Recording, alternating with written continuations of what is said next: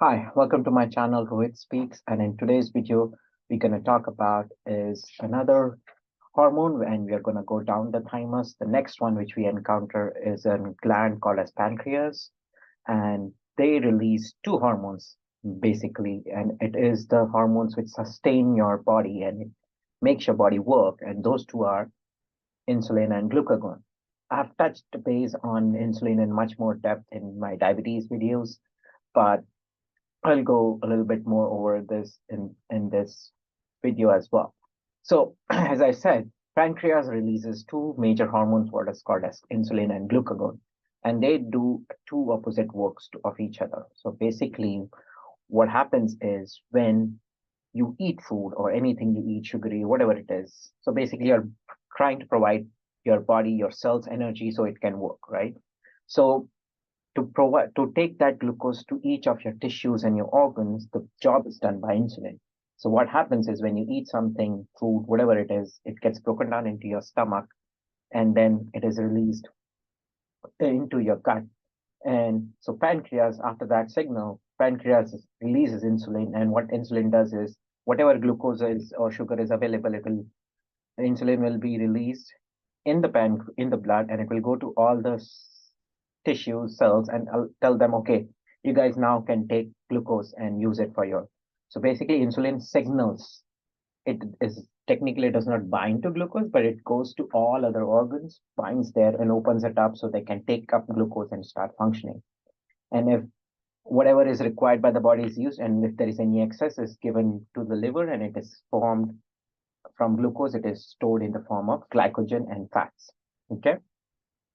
Now, what happens when you don't eat and you need still sugar for your function? So what happens is then the glucagon comes into effect.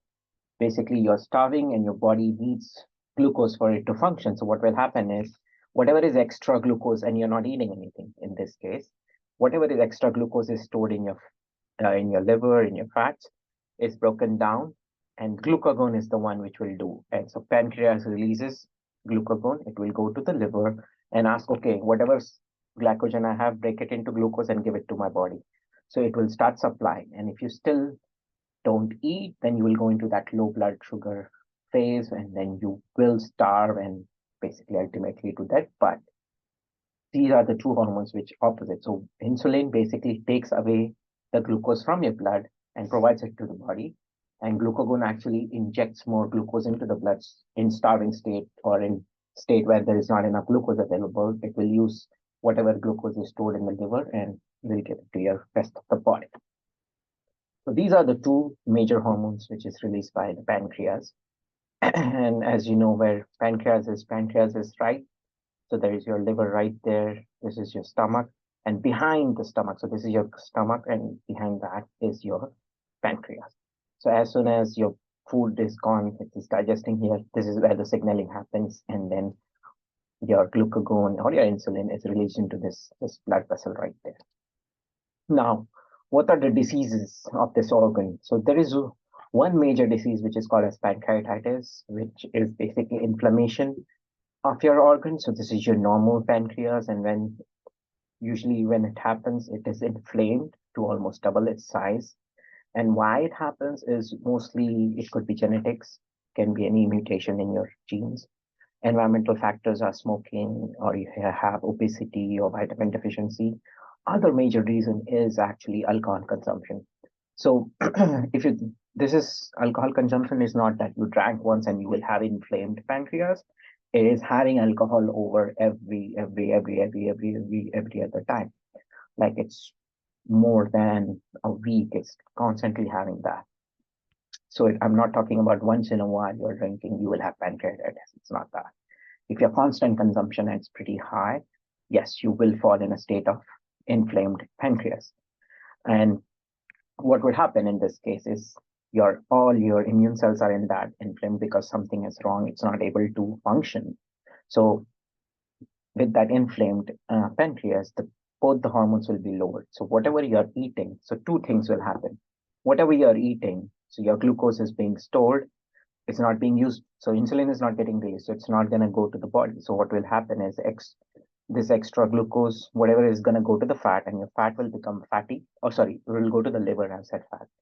So basically, if your pancreas is inflamed, insulin is not coming, so it cannot take that extra glucose to your body. So what will happen is whatever the whatever glucose is will go to your fat and or for your liver, and your liver will become fatty. Other thing is now your body is also not getting glucose because insulin is not there. So the glucagon will ask liver to also start taking away that glucose. So it can, it's two things which will happen, but glucagon kind of sometimes falls behind and you will fall into like a really starving state sometimes. So the only way to get rid of the pancreatitis, there's no technically a drug, it's just inflammation. It will take some time for it to get back to the normal size. It's not irreversible, it can be reversed back. It's just you have to make necessary dietary changes next, especially alcohol consumptions, keep it to a minimum. I'm not saying you have to completely stop it. Those who can, well and good, and those who do it occasionally, you should be fine if you're having proper diet, workout, and exercise.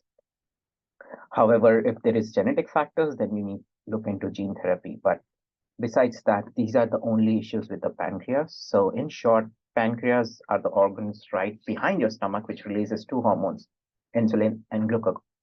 Insulin is required to take away the blood from, or take away the sugar or glucose from your blood and give it to your body so it can use it and function. Glucagon is in the state of starvation when there is not enough glucose in your blood sugar or in your blood. So it will break down the excess of sugar stored in your liver and give it to your system. So, in short, this is what pancreas is and what hormones it releases. There are other small hormones they release. It is somatotropin, peptide C. These are all again used in growth factors, which I've covered in the previous video. So with this, I would like to switch off of this video, and I'll see you on the other one where we go. Next is adrenaline or adrenocorticotropic hormones or ACTH, which I'll catch up, which are your fear and flight hormones. So next, we'll catch up on that video. Till then,